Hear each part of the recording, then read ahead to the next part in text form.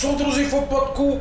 Tak, hele, já vám řeknu, proč jsme tady. My jsme zástupci všech odpadků na celém světě a to proto, aby jsme chránili jejich práva a zastavili recyklaci, že jo, šéfe?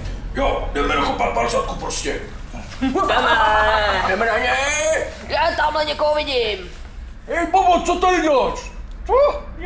Já tady recykluju. Cože recykluješ? Hej, chytej. Tak, rychle s tou mámou do stroje. Zapnout, šéfe! Drží! A jdeme!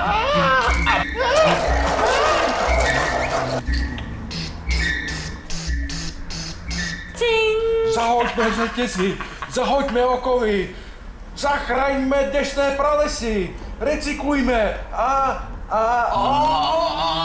tak rychle s mimo stroje.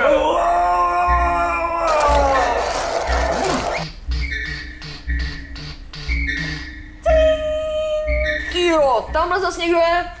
Hej, co tam děláš s těma odpadkama? No, normálně, vybírám si ty krásný, ty hezký a beru si je domů. No tak, to je dobrý, to je v pohodě, to se nám líbí. Sympatiák. Jo, tak to mi uraž hrdlo, ona se očputala.